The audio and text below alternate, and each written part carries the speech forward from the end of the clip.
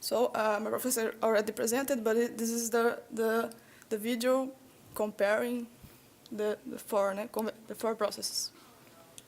So you can see that it has a very quality image, nice contrast, nice sharpness, and the light wasn't all overcome by the laser light, but the positioning of the driver, the illumination source, and the camera is, the torch is in the middle. It's kind of obstructing a little of the light, but we think that is a very promising and very good images for our goal.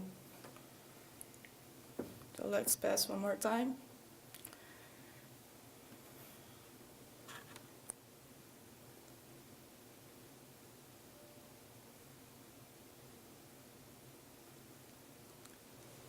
Now for each process results, okay? I will say something about each of them.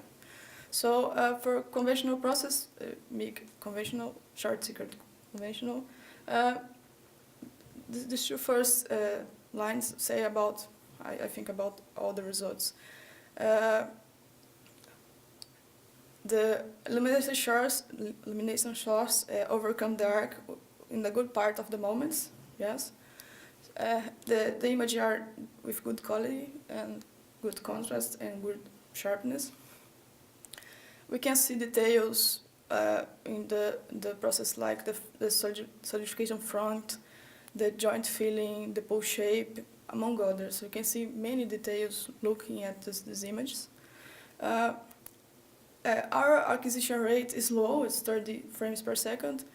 It's not adequate to study metal transfers by itself, but it can provide to us indications of this behavior in distinct moments of the acquisition. We can see moments like the touch of the drop and etc. We can see some of the moments in metal transfer. And specifically for conventional process, there are some things that we observed visually only, just by visual observation. We can see that the pool has oscillation, so it shapes, its dimensions varies during the welding. So it shows some irregularity. It has a generation of spatter. You can see here the generation of the spattering. You can see also the stability by arc reignition. So that's something we observed in conventional process. To RMD process, the same observations, the magic good, that has a good quality, and the illumination source overcome the arc in most of the images, has good synchrony, etc. But to the process itself, it shows a more rounded melted pool compared to conventional. You can see. You can see a more smooth action of the drop degeneration in detachment. So you can see that the drop, when it connects to the melted pool, it has a more fluid detachment. It's not abrupt. You can see it's more smooth. And it also shows an increased influence of superficial tension in metal transfer. So I didn't say, but these images are not sequential. I took all the images and selected 4 that I thought showed different moments of transfer and different light setting, etc. For STT process, first I would like to show the small picture there. This is the original image. So the power source of SCT gave us some electromagnetic noise, and our camera is analog, so it shows some pepper and salt and pepper. noise. So we put a median digital filter in our image later, post processing. So SCT is not good to our camera, the power source. So these images are all filtered. You can see that has more soot formation. Yes, it's the darkened region. That's not so good for us because the most dark is the surface, less it reflects our light, but it didn't really make the image so bad. So, but it's what we can observe. It has also a more rounded pool than conventional process. You can see the formation of more smoothly of the drop and detachment too. You can see formation of spattering, generation, and in general, this process has showed less arc light because, of course, if you see the medium current, it has a lower current when compared to the other process. So the arc light is lower, it's less bright too. So it's what we observed. I forgot, it also has a digging in the joint edges in this process we observed. And finally, to CMT process, it has shown the more rounded pool, melted pool. You can see it's almost perfect. It has the best regularity in pool formation.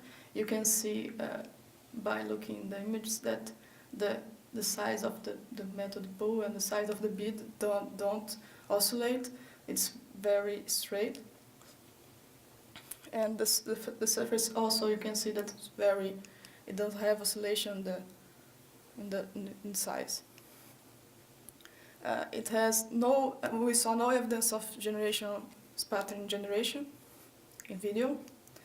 Has little to no digging in joint edges, as you can see. From the movie, you can also see the movement of the mechanical movement of advance and retract of the wire. So we can see clearly in the image the movement, and it has the most intense arc light when the moment of arc opening. We think it's because mainly by the increase of the arc length by the retracting movement. So in this process it has the most bright light, most difficult to overcome for our system.